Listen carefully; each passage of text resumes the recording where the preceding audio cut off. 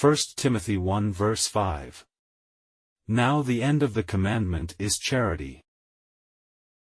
As previously mentioned, it is not without reason that the church is referred to as a sanctuary, a holy temple. Just imagine, what would the world be like without the church? If there were no Zion Church in the world, even if I were to study the truth of the Bible diligently on my own at home, I would never be able to know that through living out the truth, it is possible to nurture a church like Zion, where brothers and sisters are united, loving and caring towards one another. I could only guess how to treat others in my own unilateral way, without personally experiencing the convenience and harmony of gathering with brothers and sisters or having such loving family members, children, relatives, and spouses. All of these experiences, which I would never fully comprehend by studying the Bible alone at home, can only be built by transforming the church into a sanctuary through the teachings of the Bible and embedding the program of truth within it. Indeed, it is genuinely despicable when the people around you witness the changes you have undergone over decades and still choose not to believe, especially those who returned to Zion for over 10 years but stumbled and left. They are indeed shameless. However, these are things that cannot be imagined alone. Although the Bible clearly states that brothers and sisters should love others as themselves, you cannot imagine the chemical reaction between truth and individuals or groups. No wonder Zion is considered a holy temple in the eyes of God, because when people come to Zion, this temple can make them holy. Compared to other churches, they are most like marketplaces or clubs, which is why we become monuments. All of this is due to the difficulty being extremely high. Even if you place a few options in front of someone, it is difficult to distinguish the truth from the false, and manufacture it in the first place. Let me give an example. Suppose a candidate for electronic engineering is presented with an apple, an orange, and an iPhone and asked which one is the iPhone. In that case, they might point to the orange and say it is the iPhone. Nowadays, it is not a matter of testing his skills in electronic engineering to actually manufacture an iPhone, but he would point at an orange and say it is an iPhone. His skills are minimal.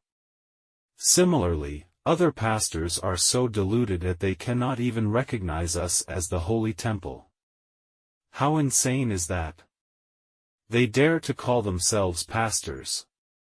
Just like that candidate who claims to be a university student studying electronic engineering and capable of researching iPhones, but at the same time, he rambles on, saying that an orange has the texture and color of an iPhone. This is simply madness. Not to mention actually manufacturing an iPhone. However, at present, we have essentially manufactured an iPhone.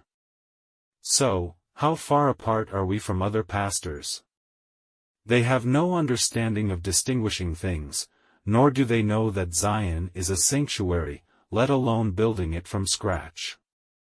From this perspective, the entire 2,000 years of human history should be commemorated with Zion as a monument so that people can know it is possible through all the works accomplished. As long as there is God, His truth is very simple.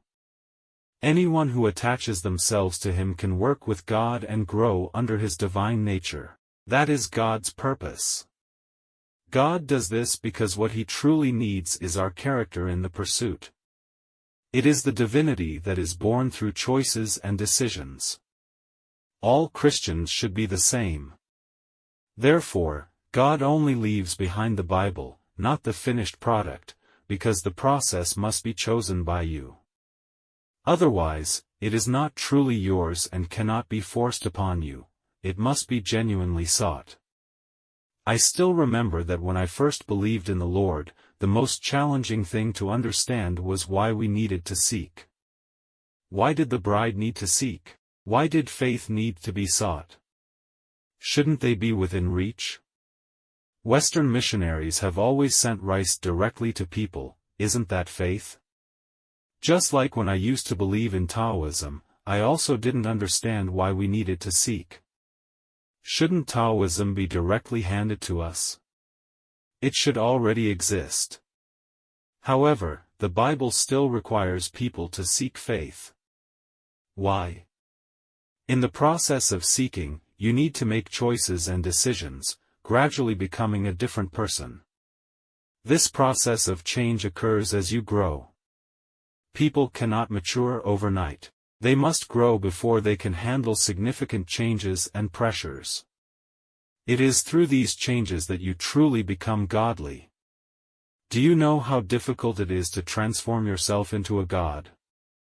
What is the amount of pressure and impact it carries?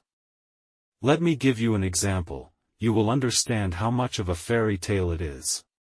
Just as currently, it is impossible for you to randomly find someone on the street and ask them to become Pastor Wind or vice versa.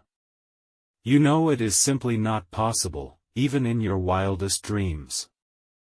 That's how significant the impact is. Even though we are all humans, and even though we may all be Chinese or men of similar ages, you know deep down that it is impossible. We are all humans, but God will not touch him, and he has no part or connection with God. No one can do it. The pressure and impact are too much for a person to handle all at once. It must be applied through growth and choices. In each instance of pressure, you must willingly make the right choices, which cannot be forced upon you by others. That is what truly defines your character. Of course, this makes it even more challenging. Even under pressure, we may not be able to fulfill it.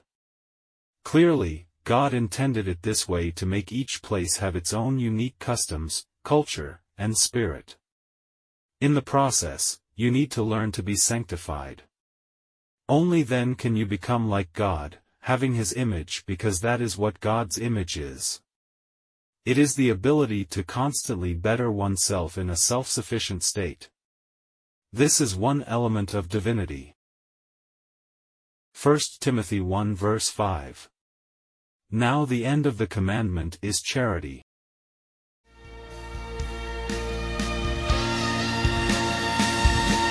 Never judge too quick a book by its cover.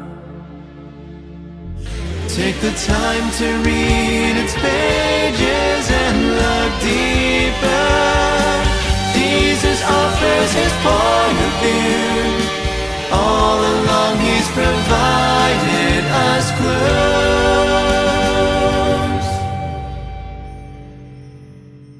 It's time we learned that life's not as it seems. For Jesus holds our whole